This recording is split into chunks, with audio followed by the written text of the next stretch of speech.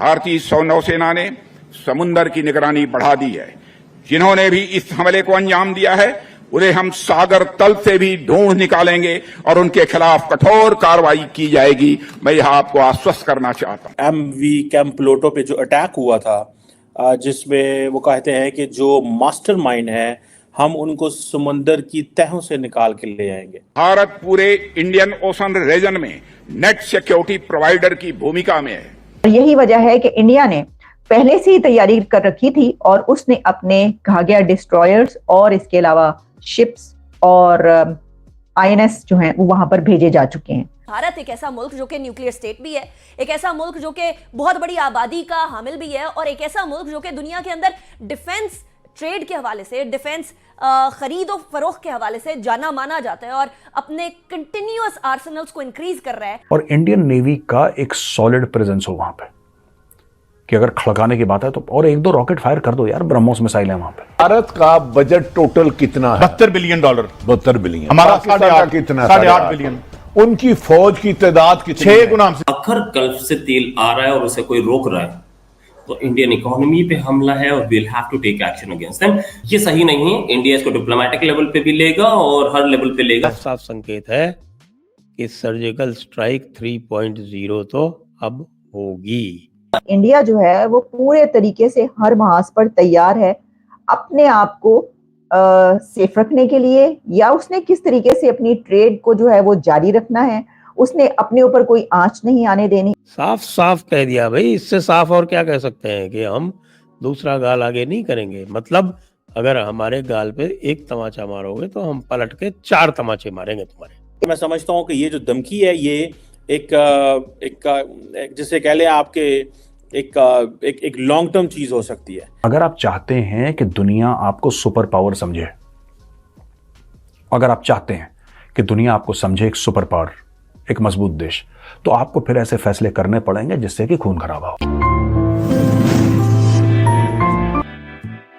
दोस्तों, एक बड़ी इंपॉर्टेंट खबर है और वो ये है कि भारत के जो डिफेंस मिनिस्टर हैं उन्होंने अभी आज खिताब किया है और पर्टिकुलरली वो जो एमवी कैंप प्लूटो पे जो अटैक हुआ था, जिसमें वो कहते हैं कि जो मास्टरमाइंड है हम उनको समुंदर की तहों से निकाल के ले आएंगे।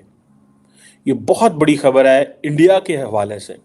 इंडियन लीडरशिप नॉर्मली इंडिया के अंदर रह के ये बातें करती है, लेकिन कभी पाकिस्तान के हवाले से बात हो या वैसे चाइना के हवाले से दबी अंदाज से बात करना हो तो इंडिया ज़रूर इस स्टाइल में बात करता है। लेकिन ये जो डेवलपमेंट है ये बड़ी इंपॉर्टेंट है। भारत के जो डिफेंस मिनिस्टर हैं राजनाथ सिंह साहब, जो कि प्राइम मिनिस्टर मोदी के बड़े क्लोज कॉन्फिडेंट हैं, बड़े ताकतवर शख्स हैं। पिछली हुकूमत में I think he was an home minister, इसमें वो डिफेंस मिनिस्टर हैं और बड़ी कोर कमेटी है। अमित शाह साहब, राजनाथ सिंह साहब, फिर ये इलेक्टेड लोगों की एक वो जो कोर कमेटी होती है with prime minister Modi, along with फिर इन्होंने जो अनइलेक्टेड लोग हैं जिसमें national security adviser Ajit Doval साहब एंड देन डॉक्टर जयशंकर साहब। ये 5 या 6 लोग हैं बेसिकली, कुछ और होंगे जो पीछे बैठ के सारे फैसले कर रहे हैं। लेकिन ये जो स्टेटमेंट उनकी आई है कि इंडिया जो है वो इस हवाले से उन्होंने बात की है। उन्होंने कहा जी कि ये फर्स्ट एवर रिएक्शन आया इंडियन डिफेंस मिनिस्टर से। देखें, क्या ये रिएक्शन ज़रूरी था? क्या इंडिया ने ये सही किया है? क्या India is doing it for the coming elections, या India is doing it because prime minister Modi ने वो मोमेंटम क्रिएट किया हुआ है इंडिया के अंदर, या जितने बड़े पैमाने पे इंडिया अपनी नेवी पे स्पेंड कर रहा है $75 अरब, $76 अरब के ऊपर डिफेंस में कर रहा है, जिसमें मेजॉरिटी जो एक्सपेंसेस हैं वो जो हैं वो डे टू डे एक्सपेंस हैं। वो उसमें ज़्यादा जो एक्सपेंस है वो कोई R&D और वेपन्स प्रोक्योरमेंट में नहीं है। लेकिन क्योंकि इंडिया की फौज बहुत बड़ी है तो जाहिर बात है मुल्क बड़ा तो डिफेंस भी फिर उतना ही बड़ा है। लेकिन even then they are buying so much hardware. लेकिन क्या इंडिया ये सारा कुछ इसलिए कर रहा है कि अगर उन्होंने ये ना बोला और उनकी इस जो शिपमेंट्स हैं उस पर हमले होते रहे तो इंडिया को एक कमजोर पावर के तौर पे लिया जाएगा। सो उन्होंने जो टर्म बोली है कि जी India is a net security provider, और मैं आपको बात बताऊं कि इससे पहले भी पिछले साल जो है मिनिस्ट्री ऑफ डिफेंस ने एक ये बात की थी, जिसमें यही क्या नाम है इनका, राजनाथ सिंह साहब, इन्होंने कहा था कि India has emerge as a net security provider in Indo Pacific, और जो हमारी कैपेसिटी है बेसिकली वो HADR के हवाले से, humanitarian assistance and disaster relief हवाले से एक कॉन्फ्रेंस थी, उस पर उन्होंने कहा और कि हम दुनिया के जो खिते के दूसरे पार्टनर्स हैं उनके साथ मिलके इस पे काम करेंगे।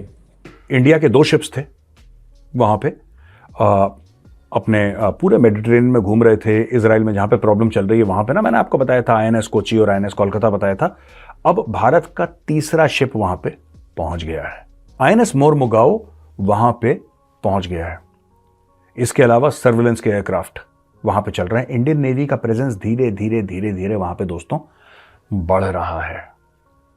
मुझे ऐसा लगता है कि और शिप्स जाएंगे। इंडिया को वहाँ पे सबमरीन भी डिप्लॉय करनी चाहिए, और एक आता अगर एयरक्राफ्ट कैरियर हो तो स्वाद ही आ जाए।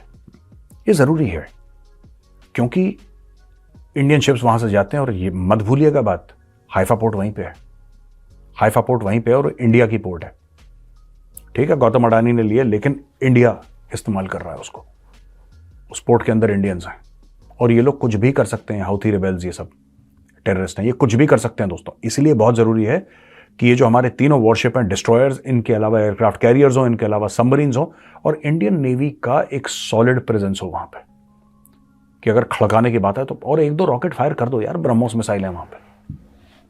कोची, INS कोची की तो ब्रह्मोस, मैं गया था INS कोची पे, उसके अंदर पड़ी है ब्रह्मोस मिसाइल फर्स्ट क्लास।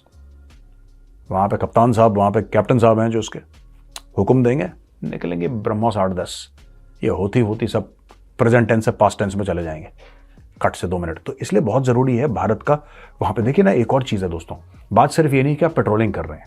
मैं आपको एक और चीज़ बताना चाहता हूँ कि अगर आप चाहते हैं कि दुनिया आपको सुपर पावर समझे, अगर आप चाहते हैं कि दुनिया आपको समझे एक सुपर पावर, एक मजबूत देश, तो आपको फिर ऐसे फैसले करने पड़ेंगे जिससे कि खून खराबा हो। अगर आपको लग रहा है कि कोई भारतीय शिप अटैक हुआ है और हुथी रिबेल्स ने करा है, तो छोड़ दो एक मिसाइल, एक ब्रह्मोस भेज दो उनको थैंक यू कहने के लिए, कहानी खत्म हो गई। एक ब्रह्मोस पहुंच जाएगी, थैंक यू बोल देंगे, हुथी ठंडे हो जाएंगे। ये करना आपको जरूरी है। एयरक्राफ्ट कैरियर से आपके MiG-29 है वहां पे, जाइए कैरी आउट बॉम्बिंग रेड्स करिए, तोड़िए वहां पे। देखिए, बहती गंगा में हाथ धोना कोई बुरी बात नहीं है, पर सिर्फ तब इफ इंडियन एसेट्स और Indian lives are under threat, then. बाकी हमें किसी के, जिसको कहते हैं ना, हमें किसी के फड्डे में पैर नहीं डालना। लेकिन अगर ऐसा होता है कि Indian assets are under threat, और Indian assets are under threat, which is why all these warships are there. ये मारमुगाओ और ये कोलकाता और कोची, ये सब क्यों है वहां पे? ये क्यों है? क्यों आपके ड्रोन्स ऊपर वहां पे सी गार्डियन उड़ रहे हैं? ये क्यों उड़ रहे हैं? इसीलिए उड़ रहे हैं। जय हिंद दोस्तों, जैसा आपने वीडियो में देखा कि भारत के रक्षा मंत्री राजनाथ सिंह का एक वीडियो सोशल मीडिया पे काफी ज्यादा वायरल हो रहा है, जिसमें उन्होंने पाकिस्तान को धमकी देते हुए कहा है कि हम पाकिस्तान के हर एक आतंकी को जो कि कश्मीर हमले में या भारत के किसी भी हमले में मुलविस है, उनको समुद्र तल से भी खोज के मारेंगे। जिसे सुनने के बाद पाकिस्तानी मीडिया में भूचाल आ गया, क्योंकि एक तरफ जहाँ पे पाकिस्तान से लगातार कश्मीर में अटैक हो रहे हैं और आतंकवादी हमले कर रहे हैं, जिस वजह से हमारे भारतीय सेना को नुकसान हुए, दूसरी तरफ भारतीय सेना की तरफ से काफी कड़ी चेतावनी और भारत के रक्षा मंत्री राजनाथ सिंह का यह बयान काफी ज्यादा वायरल हो रहा है। क्योंकि एक तरफ जहाँ पे पाकिस्तान में आर्मी को खाने पीने और तेल डालने के लिए पैसे नहीं मिल रहे, वहीं दूसरी तरफ इंडियन आर्मी और इंडियन रक्षा बजट काफी ज्यादा बड़ा, जिसे देख करके पाकिस्तानियों के होश उड़े रहते हैं। और आए दिन भारत नए नए डेवलपमेंट और नए नए डिफेंस पे खर्चे करते रहता है, जिसे देख करके पाकिस्तानी मीडिया और पाकिस्तानी आर्मी के लोग हमेशा परेशान रहते हैं। और वहीं कुछ लोग ये आसरा लगा रहे हैं पाकिस्तानी मीडिया के कि अब भारत तीसरी सर्जिकल स्ट्राइक करेगा। आपको यह वीडियो कैसा लगा कमेंट में जरूर बताओ। ऐसे ही मजेदार वीडियो देखने के लिए हमारे चैनल को सब्सक्राइब करना ना भूलें। जय हिंद, जय भारत।